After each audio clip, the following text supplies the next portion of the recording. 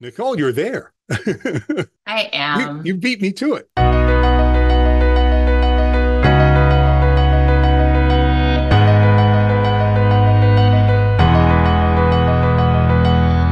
Welcome, everyone, to the March 2024 edition of The Impact, a sustainable CT podcast for your edification, your enlightenment, and your entertainment, too. I'm Jim Hunt, Communications Manager at Sustainable CT, so if you're looking for someone to blame for this podcast, well, you can blame me. But remember, this is never a one-way conversation. We always want to hear from you for our edification and enlightenment. Drop us a note, won't you? To info@sustainablect.org. The Impact is brought to you in part by the Common Sense Fund. The Common Sense Fund supports environmental change through education, policy initiatives, promotion of carbon-free energy sources, and stewardship of our natural resources. The fund promotes action both on the environment and in the arts that is practical, creative, and addresses social needs, and we are oh so glad they do. Visit them at commonsensefund.org. Remember, Sustainable CT is independently funded. We don't have a magical rainbow unicorn money tree, no sir, but you can be a Sustainable CT sponsor. Find out how at sustainablect.org.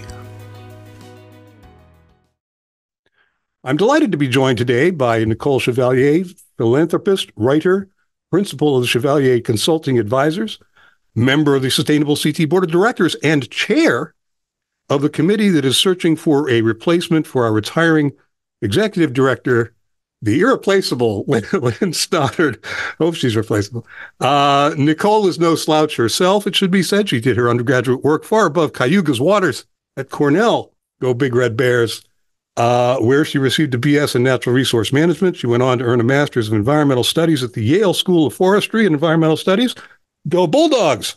She was instrumental at the Emily Hall Tremaine Foundation for many years as Program Associate, Officer, Director, and as the organization's interim CEO, too. And Nicole has been a friend and supporter of Sustainable CT from its inception, and we are very grateful for that. Nicole, how are you? Great. I am doing well this morning. Thank you. I'm excited to be here. Excellent. And I appreciate you being here in part because you might say I have a dog in this hunt for a new Sustainable CT executive director. These are pretty exciting times for us and a little scary too. Lynn is leaving some mighty large shoes to fill, wouldn't you say? I would definitely agree with that. I also would say we're not looking for a replacement, but someone who's taking the organization to the next stage. Ooh. I don't think Lynn can be replaced. So I just wanted to clarify that. I love that. That's a good philosophy. No, that's interesting. You're not replacing. You're looking to advance, and that's always a good position to have, I think. I want to hear all about the search for a new director in a moment, but really, I'd like to hear about you too.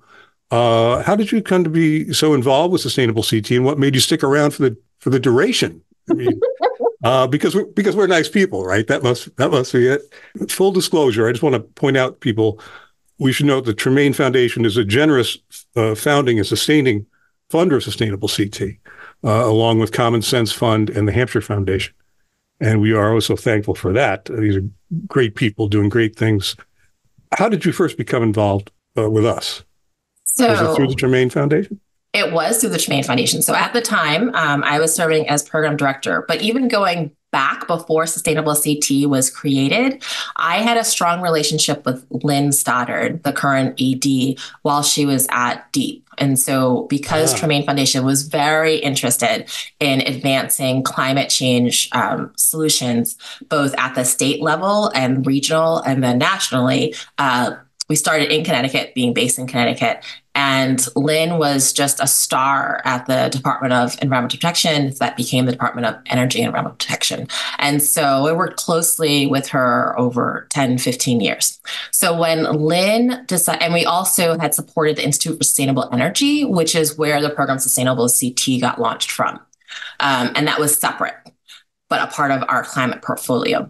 And so when Lynn decided to transition from DEEP to become the new lead for the Institute for Sustainable Energy, she went around talking to people about where could the organization go next. She did. And so one of the ideas that we had, because the Tremaine Foundation had also just gone through a leadership transition, so was, okay, looking at climate is important, but it is one aspect of what communities can do, and it is affected by other aspects. And so really the importance of looking at a community as a whole, looking at a state as a whole and a community as a whole, not just thinking about environmental issues, but how that's impacted by economics, how people are impacted, which was not always front and center in the climate discussion. And so looking at what kind of program could be supporting towns and communities that would look at more than just environment, but looking at environment, economics, and equity. And so at the time of the Tremaine Foundation's leadership transition, which became the new executive director was Michelle Knapik, who's still currently there. Right. The discussion was what programs may be existing out there that we could pull aspects of and make it a Connecticut program. So what could we learn from? And one of the programs that she had funded when she was at the Dodge Foundation, which is based in New Jersey, was Sustainable Jersey. So as Lynn was looking for ideas on where ISC could go next, and we were having conversations, and Michelle had this experience with Sustainable New Jersey, we ended up meeting with them to learn about their program. So we met together with Lynn, with their co-directors, and to talk about, okay, well, what is this program? What kind of impact have you had in your state on it? And it was through a university. And so ISC, there was some parallels since ISC was at Eastern Connecticut State University. And we had many conversations. Then we also talked about, well, what else is going around the country that has similar programs or aspects of them? And so then we also had convenings nationally with other programs that were focused, maybe more focused on environment, but really about supporting communities, maybe having some economics, some equity, some maybe focus on energy. And so we brought those together as well. And Lynn really saw a place for this in Connecticut and saw a value for Connecticut. And so that was the beginning of really getting input from town mayors, for selectmen, because she also had a lot of relationships with all of these towns since she was working at DEEP, she was able to leverage that to really say, well, does this fit us? And what would it look like for here, for specifically Connecticut focus? What are the needs and what would be best? And so with so much town input from an advisory committee and then becoming a board, that's been my engagement. And so then even when I left the Tremaine Foundation a few years ago, I was still, because I had a relationship with Lynn, I still met with her every year to catch up and find out what was going on. And when I first left, she had talked about going on the board of Sustainable CT, but I wanted to take a little break, but still be aware of what was happening in the organization. And so then after a couple of years, she asked me again. And I thought this was a perfect time for me to really help the organization to develop. And then surprise, there was another transition underway that I had not anticipated. Well, Lynn, the vision she had, I mean, was very municipal centric. I mean, you're right. She had all of these and continues to have and has developed for a long time these relationships with municipal officials, not just even officials, but people who are central to the workings of their town, whether they're in government or, supporting in any way. And that really colored our organization in a way that I think is fundamental today, where that notion that buy-in for towns, and that's what we're trying to do. And that's what really invited a lot of participation. Those early days when Sustainable CT was developing, to bring all of those people to the table and ask them, what do you need? How can we help you? Rather than like this top down, this is what we're going to tell you to do. This is how you're going to do it. Here are best practices, go out and do them. We really listened to the towns, and that has made a real difference. Before we get off the Tremaine Foundation, indulge my fascination for a moment. Emily Hall Tremaine was a fascinating figure. I mean, in some ways, far ahead of her time in many respects. That age in which she lived, where women really coming to their own in terms of having their own agency. And it was not easy. I mean, given that the time span that she lived. And the foundation itself was made possible by a tremendous art collection that the Tremaines had, as I understand it. Tell us a little bit about the Tremaine Foundation. What's your experience there was like, and why the foundation chose to center its work on learning differences? Was that something peculiar to Emily's upbringing or experience? I can understand their focus on the arts, given their art collection. But why learning differences in the environment? How did they come into play? So Emily did not provide any direction for what the foundation should focus on. Yeah. So when she left it, it was the sale of her portion of the art collection that she had shared with her husband, Burton Tremaine Sr. And so the family, her stepchildren and nieces and nephews had to come up with what the direction of the foundation would be. And so learning disabilities, learning differences, that was the focus because many of them had dyslexia. Many of them still have dyslexia. It's genetic. And so that was something that they all could rally around or connect with, whether it was they personally had it or their sibling had it. They knew how it affected families and how it affected learning in our current education system. And so that was something that they were all very passionate about. The arts, as you said, because it was the collection, they did feel that there was very important that there would be an art-centric work. And then environment was also a passion for many of the family members. And so they used those three to bring them together to start talking about how can we make a difference in the world? How can we change the way things are? And all three of those programs have gone through many evolutions. And so but for environment, it was when I came to the foundation, that was in 2000, it was focused on sustainable forestry, which at the time, now it's pretty common, but at the time it was a new concept to have sustainable forest, the way that they're managed, and also market transformations around energy. And then as the world became more aware of climate issues, then we transitioned to climate change around 2002. Yeah. We also had a leadership change. So there were 3 leaders at the Tremaine Foundation. So the first leadership change happened around that time. And Stuart Hudson, who was the president, he also was very passionate about climate and starting with Connecticut. And so that was how that transition happened. And then the art, which is still, all 3 programs are flourishing. The art program went from being focused solely as on an endowment for the Wadsworth, because the family had a lot of ties to the Wadsworth and still do. It evolved into focusing on individual visual artists and how they can be empowered to be able to have their career aside from the patronage model. So they didn't just have to have a sponsor, but that they were able to support themselves with their careers.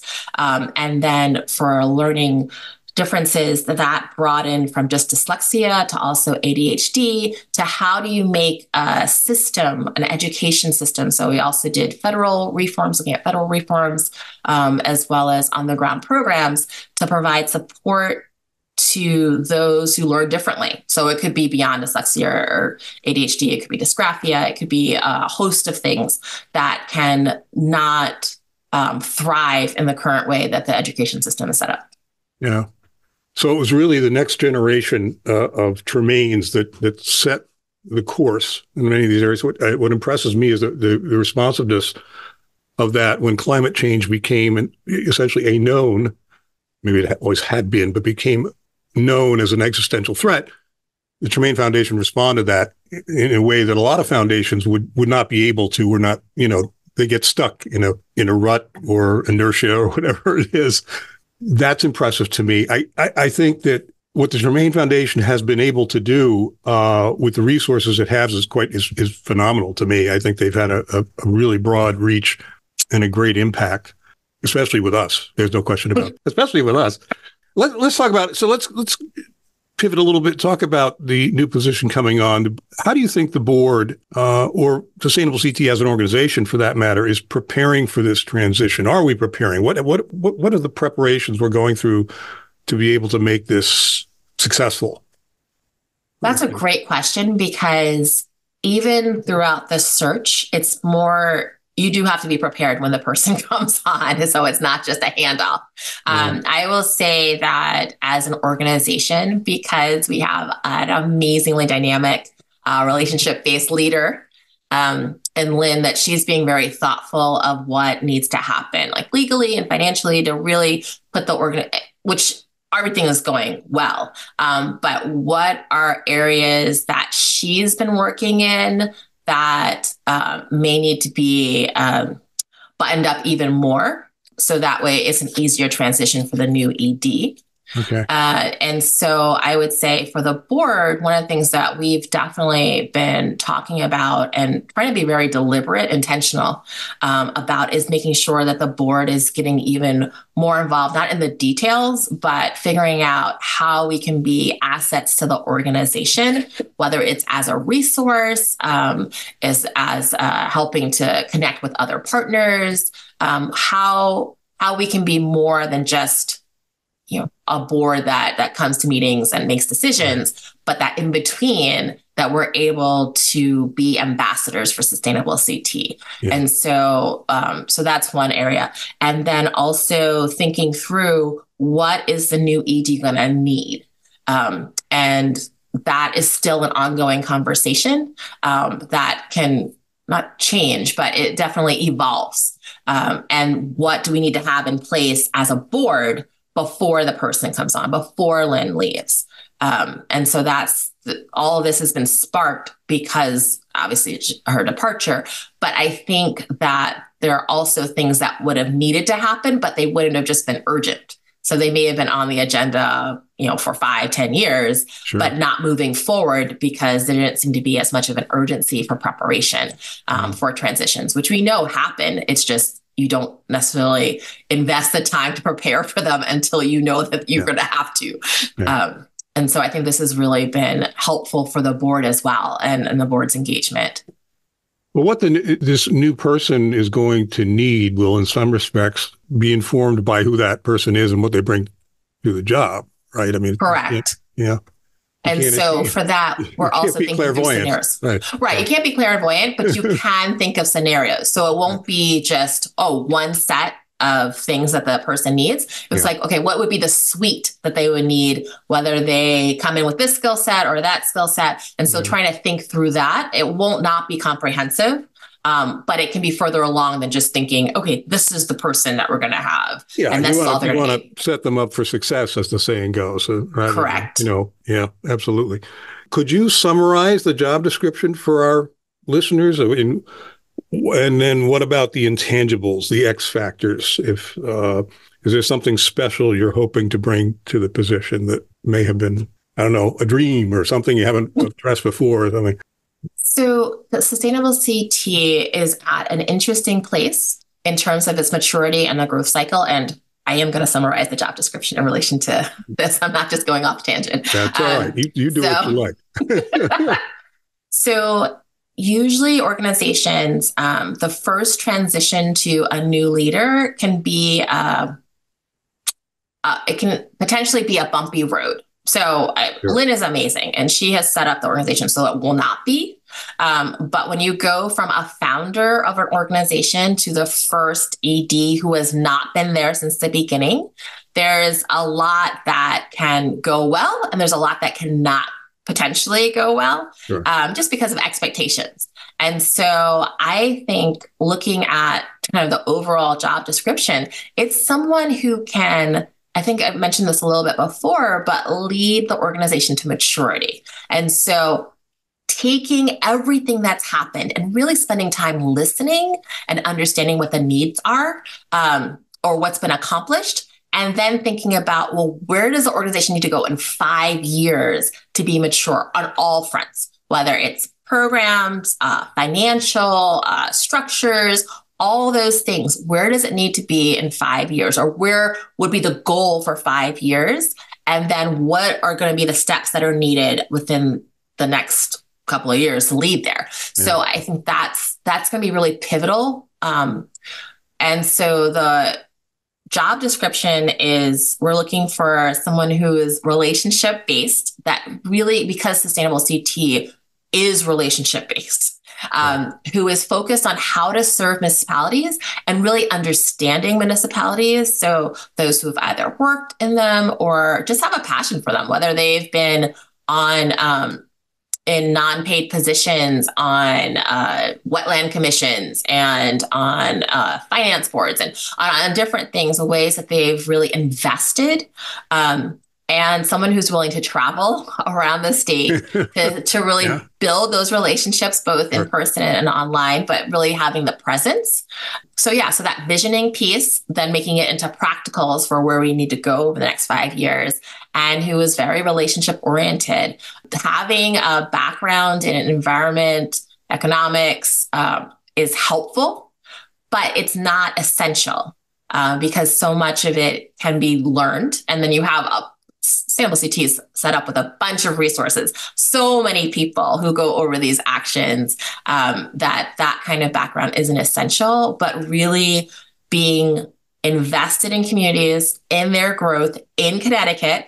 So I will say that is something that is was pushed by our transition committee, was that they have to be based in Connecticut.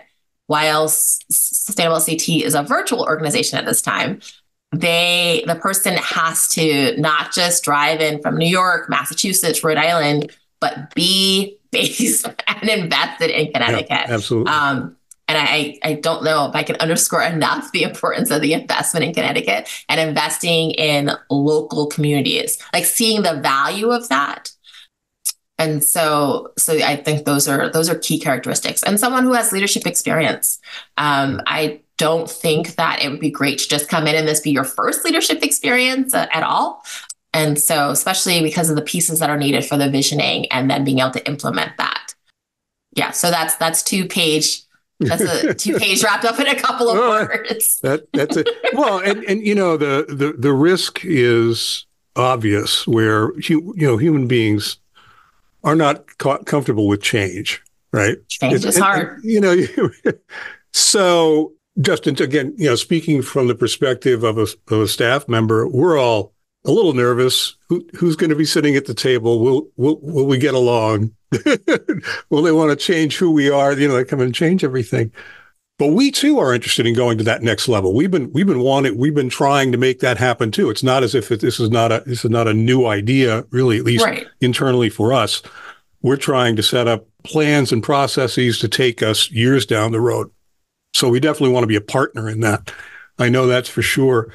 The other thing that strikes me about this is Sustainable CT is such an eclectic organization. I mean, its mission is so broad. It covers so many things. You almost have to be a Renaissance person to be able to walk into this and go, okay, yeah, today I can handle, climate. Tomorrow I'll be handling equity. The afternoon I have to talk about municipal, you're going from one thing to another across a lot of different strata. We're doing a job search and you have a job description. It is so easy to fall into a trap of, well, this person is a great money raiser for the track record of raising money. But you really have to have that eclectic, that really broad approach to what sustainability, quote unquote, is in Connecticut. And I totally agree with you, the whole Connecticut focus, obviously. But let's speak to that just a minute. How do you find somebody, okay, this person has done everything. That's almost, okay. And done them successfully. It's like, that would overwhelm me. So one of the ways to think about it, because it's an eclectic organization, which I think is amazing, is to think about it as, what do those things have in common? And I would say, even the examples you gave of fundraising, I remember the fundraising example, and let's say climate, water. So there's a couple of things that I see as energy as overarching.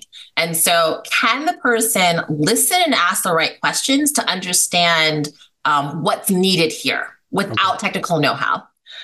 2, how are they with relationships? Because fundraising is really about relationships. Like, that is something that I've seen from both sides, both as a funder and then also as someone seeking grants. Yeah.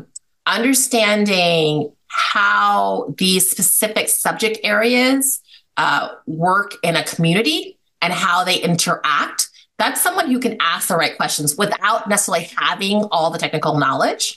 And so someone who's great relationships, someone who can ask the right questions, and someone who knows what to delegate to others, expertise, and how to utilize that.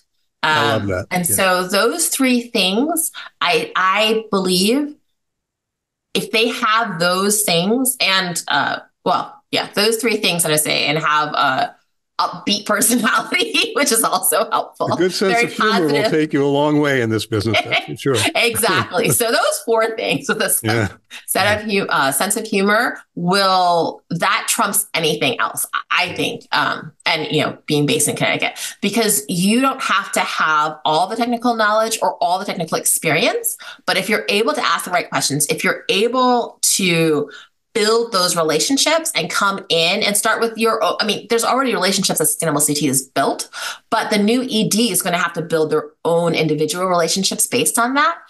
And being able to listen and understand how this component is contributing to the whole is key. And then who do you go to for the expertise? So I think it's possible. Yeah. I mean, in this line of work, I found, because I've been around a long time, done a lot of things myself, this particularly requires, I won't say optimism, but certainly a positive attitude, because given that literally that tagline we use, local actions, statewide impact, those local actions can be so small.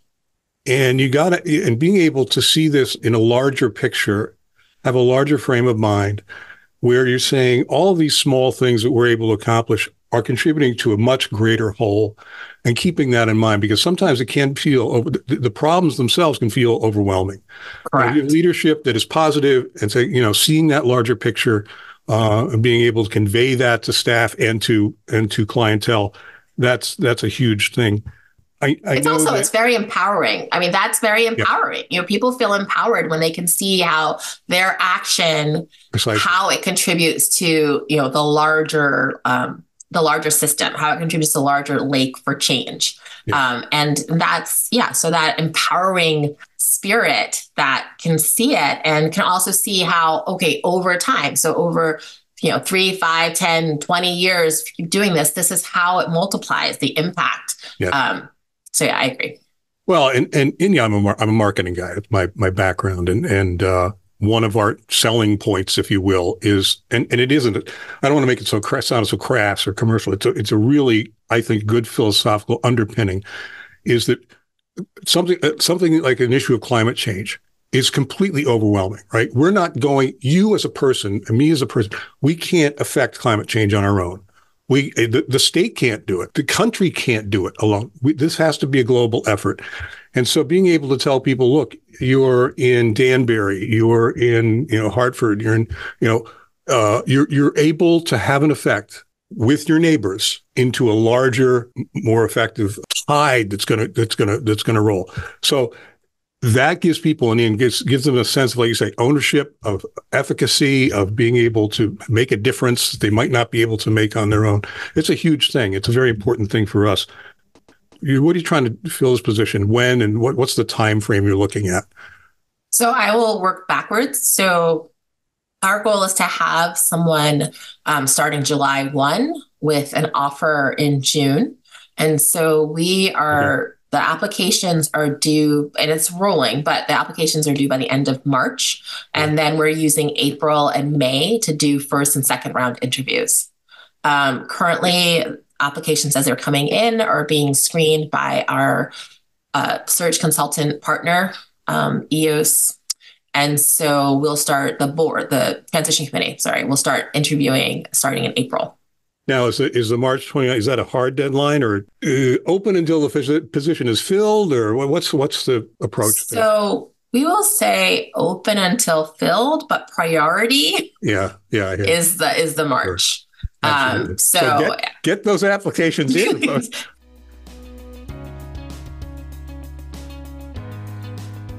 We'll return to our program in just a moment. You've been listening to The Impact, a Sustainable CT podcast. Hey, while you're out there tripping the web fantastic, don't forget to join us on Facebook for some fun and interesting stuff. Guaranteed safe for children and pets. Come on, be our friend, won't you?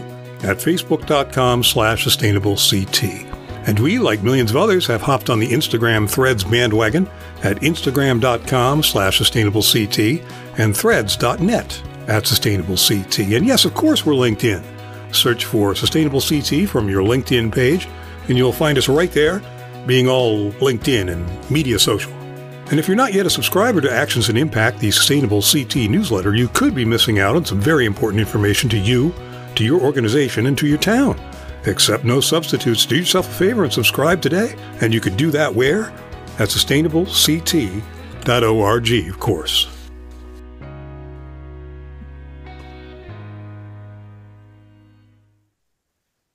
Nicole, let me ask you, follow up on some of the specifics about this position. We were talking about time frame. Where can someone go to learn more about the position and to apply? Do we have that? Yes. So you can go to, you can also go to Sustainable CT's website, which yes, there's a link there. And then you can also go to eostransitions.applicantpool.com /jobs. You could also just go to eostransitions.com. Yeah. And that's who our partner is for the search firm. And so if you go to eostransitions.com or Sustainable CT's website and see a link, or the conference, Connecticut Conference for Municipalities also has a link up there cool. of the position. Mm-hmm. And you can go through and see the full description as well as the person to send your information to for applying. I'll make sure I repeat these web addresses when we close out. So if you haven't scribbled them down yet, we'll come back to that, I'm sure. You can certainly learn more about us at sustainablect.org. And I would really urge people to look at the newsletters, listen to the podcasts, learn about our equity coaches and their fellowship program, the different elements. Like I said, it's a very eclectic organization, with a lot of moving parts and pieces. And really, the best thing you can do is just to go in and, because I think you hit it. I totally agree with you. If you're a good listener, to go with that thought, not just to listen, but to take in information. If you're someone who can absorb information, and that is really going to be a great start, because there's a lot of information to take in, and you'll be a lot better prepared to to pursue this position if you do. So newsletter, podcasts, equity coaches, fellowship program, anything else. And of course, we have 13 action areas in our certification program, and it's voluminous. And if you go through and talk about eclectic, I really urge people to go to that actions page on the website and look through the actions. I mean, it seems like a no-brainer, but that's really the place to start. Look at those action areas, because that's what we do, for sure. That's our raison d'etre, as it were. Tell us about your confidence in the health and stability of Sustainable CT at this point. How are we doing as a board member? Can you speak in broad terms to the financial strength, the stability of the organization? The organization, I would say, is very stable. Financially, we've been meeting our budget. We also have multi-year commitments from the founding funders. And so a person who's coming into this position, while fundraising, we raised it earlier, is a part of the role. It's not that it's in a dire situation or even just a good situation. Sustainable CT is in an excellent situation financially. It's been managed really, really well. And having also that multi-year commitment is amazing. It's great. So financially, it's in a great system. It's in a great place. Even with putting, as I mentioned earlier, putting additional systems in place to make it as smooth a transition as possible for the organization has also been done. So it's in a great place, very stable as a nonprofit. Yeah, and I mean, in addition to the founding funders, we have some really great support that has come on over the years. The Connecticut Green Bank has been wonderful with us. We want to work more and more with them to in a lot of different ways, really. And the Community Foundation of Eastern Connecticut, too, has been another really great supporter. I also want to mention that as an organization, the staff is also excellent with a dearth of knowledge, a breadth of knowledge. And so that also is what helps make an organization stable. So you're coming into a great staff who is also eclectic. I got to tell you, I mean, we've had some really great people. I've worked with some really wonderful people in this organization. And again, I'm an old guy. I've been around. I've done about many things. I've owned my own businesses. I've worked in large bureaucratic institutions like UMass. And you don't find this caliber of people with the kind of heart and courage really to go out and do this every day that you find with Sustainable CT. I'm impressed by that every day. And again, I make fun of the notion like, well, I'm just a marketing guy. I've been working in progressive issues my entire career. But when it comes down to it, when I need to know something, when I'm looking for support in terms of outreach and how we're going to go to a municipality and really do something that will help them, I turn to my colleagues. They're the ones who really have the nuts and bolts of this down. And thankfully they do. And so they're really great people. So now we've had some turnover. Every organization does. But it's in a way that's almost kind of refreshing. I mean, we've had people work with us and then go on to DEEP. Why would this be a great job for the right person? I mean, what do you think somebody would find in this that would attract them? Yeah. So I was thinking about this question earlier. I do think this is a great job, period. And then the right person is great for the organization. So the reasons why I think it's a great job, a great position, is because you have the opportunity to help individuals, but communities to make changes. And you can walk people through how to do that, as well as connecting them to other communities. So I've seen in Connecticut that it's gotten better, but it can be siloed at times in towns. And this is a way to help bridge. And so I think it's a great job, but for the right person who does thrive on relationships and seeing change, I think this is the right job. And who has a passion for Connecticut, who really sees the value in individual actions making a difference. And so someone who likes relationships, that's essential. So if you thrive on connecting with people, connecting with new people, rebuilding relationships, continuing the building of relationships, maturing relationships, this is a very people-focused role. Even though there's a lot of technical work, obviously, as running an organization, and because there are so many areas that the program focuses on. But this, to me, is a very people-oriented role. And so for someone who thrives on that, I think that this is a great role for them, and likes to ask questions, and not in a kind of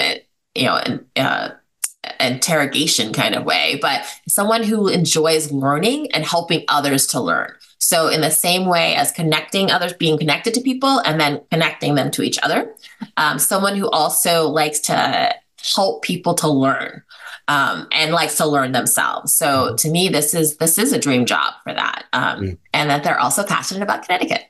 Well, I was going to say, I mean, if you love the state, if you care about Connecticut, if that is a priority to you for whatever reason, and there can be many, this is like a perfect position to get into, right? Because you're really making those relationships, you're making those connections, you're having that effect statewide, even on a municipal, even though it's, local level, again, having that statewide impact. Yeah, if you care about Connecticut, this would be a great job, where it's a great motivator. Yeah.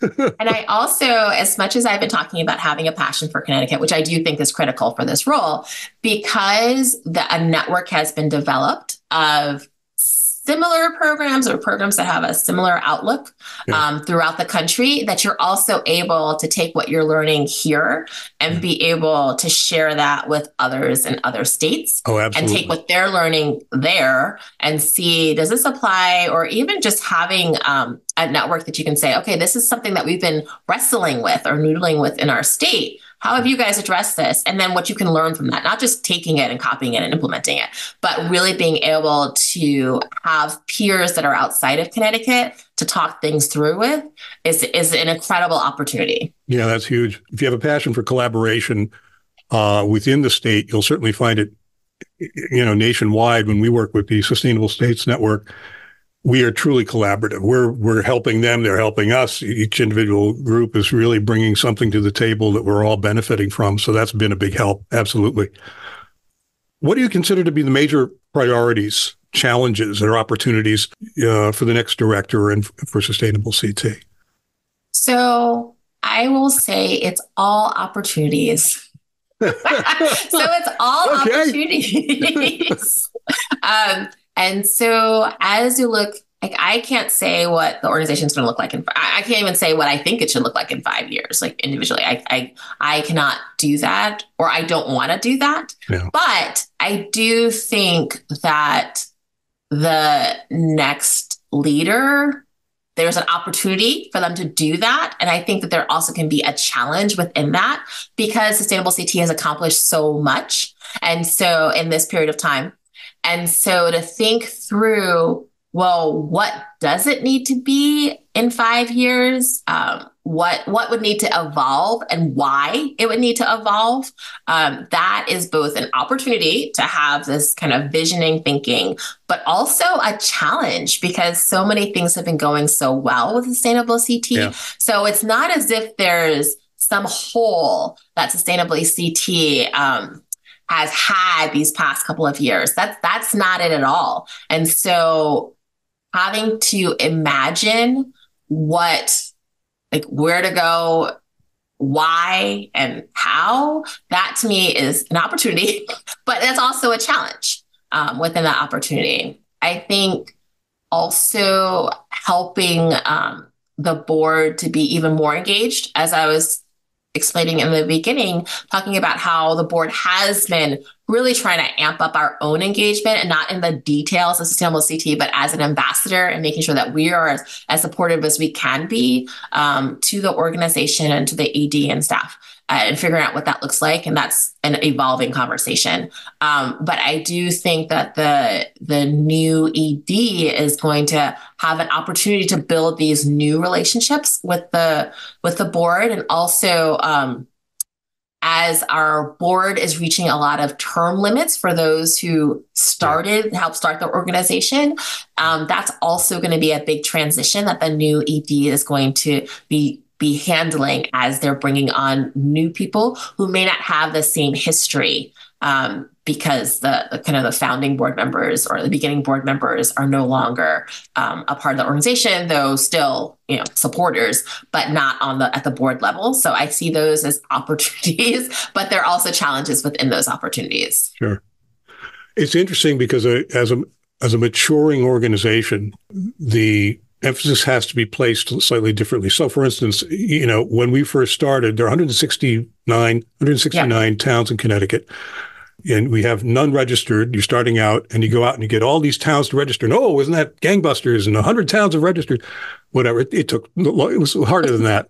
But now as a matured organization, we have 132 towns registered of that 169. So getting that 133 and 134, 135 becomes a little more difficult. You really got to break down some barriers and establish those relationships fundamental way. It gets harder to do. I think we try to keep it fresh, certainly with the introduction of gold level certification is kind of a next energizing factor, and the climate leader designation. So there are elements of this program that we keep trying to make new, make fresh, and have a next level effect too. It's not just for window dressing. We don't have gold because we like the color gold. It means something. It means something on the ground. It means an advancement in sustainability in these municipalities. So that's an interesting approach. We touched on it earlier. Money is always regardless of how secure we may be in the moment. Money is always an issue, right? Yes. We would like to find new ways to reach out into corporate sponsorships, or diversify our funding so we're not relying so heavily on a handful of funders, as wonderful as they are. Those are also challenges in the next executive director is going to have to face, and it's Yes. it's going to be like I would say it's an opportunity. That's right. It's an opportunity for them to build new relationships. Absolutely. Whether it is through corporate sponsorships, whether it is also looking at individual donors, whether it is different foundations that are outside of Connecticut, whether it is even if there is a possibility of government streams of funding. Sure. So that is also an opportunity that they are going to need. And thank you for raising that they are going to need to address. While it's not, I do think it's important, but it is because the organization is in a good place, but time moves very fast. So even if you have a multi-year commitment for 3 years, that 3 years goes by really quickly, and the relationships needed to receive additional funding need to start 3 years back. Right. So the new ED coming in is going to need to start building those relationships, at least being connected to or working to be connected to those institutions and organizations and individuals in the beginning. So that is also, why it's important for someone who loves building relationships and who can be bold when needed. Yeah, I have to say, and Lynn really did embody those things: boldness, courage. When I first started working with her, I just was very impressed by her self-possession, her courage to go out and stand in front of people, explain things to people, be and have that persona. At the same time, I'm talking about her in the past tense. I'm not. She's also very dogged and patient. So, because you're absolutely right, those relationships, those financial relationships particularly, take forever to develop. You've really got to put a lot of effort into it, a lot of time, and be very patient. And she was very good at that. Long game is pretty important to financing an organization like this. Tell us what, aside from working on our behalf, what have you been up to? What are you doing these days? What does the future hold for you? Well, I am not quite sure about the future, but I can tell you what I'm doing right now. Okay, let's start there. The future probably holds more of the same. Yeah. So I did start my own nonprofit consulting firm. And so I work with a lot of nonprofits on environmental, energy, and coastal management issues, mainly on the West Coast, which makes my schedule a little different on the East Coast. Sometimes it's a little later in the day, let's just say. Yeah. And then I also have 2 daughters that are teens, and my husband. And so between work and them, which is an interesting, phase in their stage. I shouldn't say phase, stage of their life where we can have a lot of fun, and then I can not have a lot of fun. That's basically a lot of my time is taken up with those areas. Well, if you're working with folks on the West Coast, or the left coast, as we like to call it, business trips must be nice if you go out there a little occasionally. Be good. I do. I will say, because I did a lot of traveling with the Tremaine Foundation, so I was probably on the road like a week a month. I am not. So I'm not as interested in traveling. I had a trip in the fall to Portland, which I'd never been to before, Portland, Oregon. Yeah. And that was like, wow, there's aspects of travel that I miss with the regularity of it, but there's aspects of it that I don't miss either. But it was a great trip. So I do a lot of stuff virtually. I don't necessarily want to travel as much. Bless the advent of Zoom. My wife works for an experiential education organization, and she used to travel all over. I mean, not just the United States, but the world, and has had quite enough of it. She loved the experience. It was great to be able to go to India, but frankly, she doesn't want to go back anytime soon, kind of thing. So, no, I hear you. Well, we certainly do appreciate your work on our behalf, and as much as it probably intrudes on everything else you're doing, we certainly. No, I learn a lot. I'm so glad that I'm on the board at this time. I really do learn a lot. I'm constantly learning. Every day there is something going on that I'm interacting with, whether it's people or process or policy or, politics intrudes occasionally. There's always something happening that I'm learning from, and how to react to it, and how to really be able to, like you say, listen. It's a skill. It's one you got to practice every day, try to get better at. Nicole, thank you so much for doing this. It's been a pleasure, and I am really looking forward to meeting our new director at some point in the not too distant future. A little nervous, but very excited too. It's an opportunity. So thank you so much for letting me talk about this, both the position and just my engagement with the organization. It's really been a pleasure, and I appreciate all that you're doing. You can come back anytime. Just let me know. All right. Thanks, Nicole. We hope you've enjoyed today's edition of The Impact, a Sustainable CT podcast. Hey, if you're interested in becoming the next Executive Director of Sustainable CT, please do apply. Find out more at eostransitions.com. That's eostransitions.com. Or go to sustainablect.org/employment for a complete job description and application instructions. Get those applications in by March 29th because while applications will be accepted until the position is filled, those received by March 29th will receive priority. That's right. That's eostransitions.com or sustainablect.org. As always, this program is recorded, produced, and copyrighted. By Sustainable CT. Thank you for your interest. Thank you for listening. Thank you to our sponsor, the Common Sense Fund. Thanks again to our friend Nicole Chevalier for all she's doing in support of Sustainable CT. And thanks to everyone for taking local actions that have a statewide impact.